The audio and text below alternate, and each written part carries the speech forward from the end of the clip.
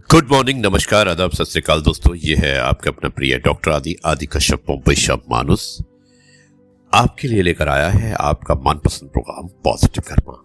दोस्तों आज episode number है 2300 यानी कि 2300। एक बार फिर से आप सभी को धन्यवाद मुझे सपोर्ट करने के लिए। 2300 एपिसोड निरंतर बिना किसी रुकावट के रोज। आज की कहानी पहाड़ के उस पार, पॉजिटिव कर्मा बाई डॉक्टर आदि कश्यप मुंबई शब्द मानुस। दोस्तों ये कहानी है गहलोर नाम की एक जगह की जो गया बिहार में है।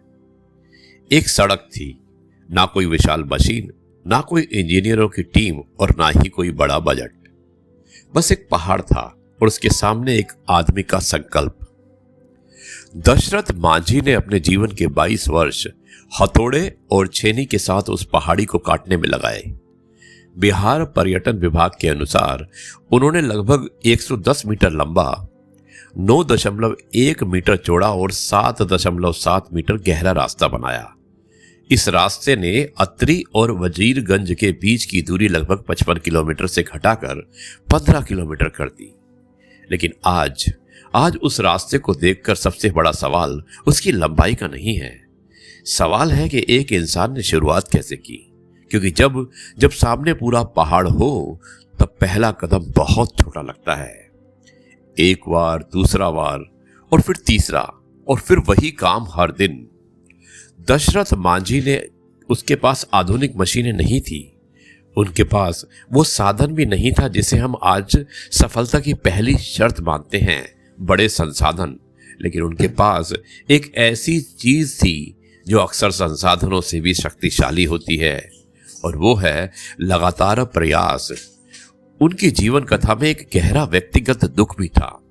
उनकी पत्नी फाल्गुनी देवी को चोट लगने के बाद समय पर चिकित्सा सहायता तक पहुंच पाना कठिन रहा। इसी अनुभव से जुड़ी पीड़ा से मांझी के संकल्प को और मजबूत किया। लेकिन प्रेरणा केवल दुख से पैदा नहीं होती। दुख दिशा दे सकता है, काम ही रास्ता बनाता है। कल्पना कीजिए कि उस पहाड़ी के सामने खड़े एक व्यक्ति की पहला दिन खत्म हुआ, पहाड़ लगभग वैसा ही है। दूसरा दिन खत्म हुआ, पहाड़ फिर भी विशाल है।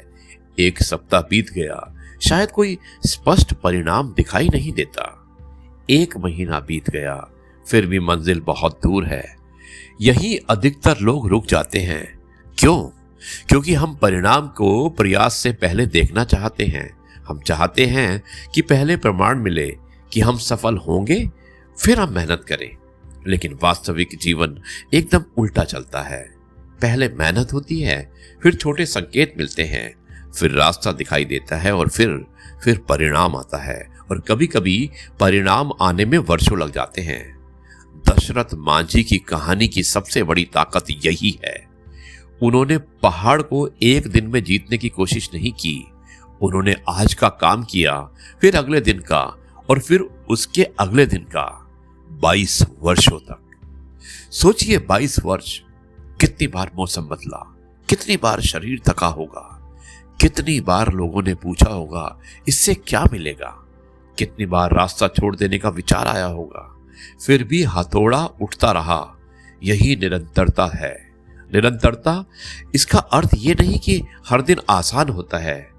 निरंतरता का अर्थ होता है मुश्किल दिन को भी यात्रा का हिस्सा मान लेना। हम सबके जीवन में अपने अपने पहाड़ हैं।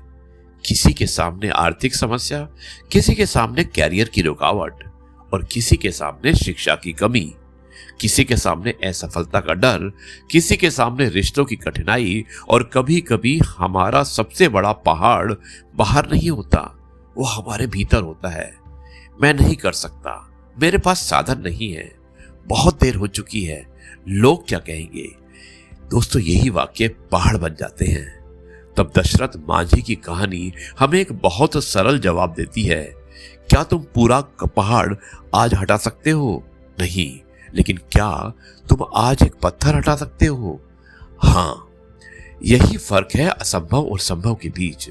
एक आवेदन आज भेजा जा सकता है, एक किताब आज खोली जा सकती है, एक फोन आज किया जा सकता है, एक गलती आज सुधारी जा सकती है, एक नया कौशल आज सीखा जा सकता है, एक छोटा कदम आज लिया जा सकता है। और जब छोटे कदम लगातार उठते हैं तो एक दिन पीछे मुड़कर देखने पर हमें पता चलता है कि हमने रास्ता बना लिया है। बिहार पर्यटन विभाग आज गहलोर में दशरथ मांझी स्मारक को उनके दृढ़ निश्चय और समर्पण के प्रतीक के रूप में प्रस्तुत करता है। लेकिन इस कहानी का असली स्मारक पत्थर नहीं है।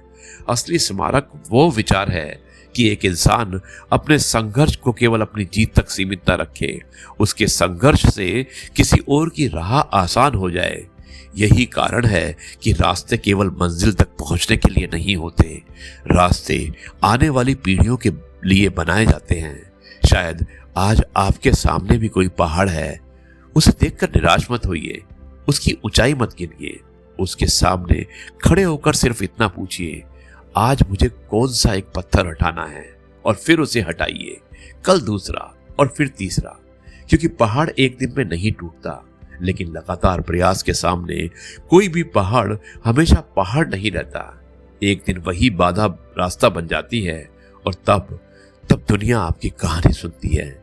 लेकिन आपकी कहानी की शुरुआत उस दिन नहीं हुई थी, वो उस दिन हुई थी जब आपने पहली बार हथौड़ा उठाया था। दोस्तों, पूरा पहाड़ मत सोचिए, आज का एक पत्थर सोचिए। लगातार उठाया गया छोटा कदम ही एक दिन बड़ा रास्ता बनाता है। यही मैसेज है आज की कहानी का। कहानी लंबी अवश्य थी, लेकिन मुझे उम्मीद है कि आपको कहानी अवश्य पसंद आई होगी। अब मैं इस कार्यक्रम को यहीं पर समाप्त करता हूं और कल आपसे एक बार फिर से मुलाकात करूंगा कुछ नई बातों के साथ। तब तक के लिए आपसे कहता हूं जय गुरु जी, शुक्राना गुरु जी।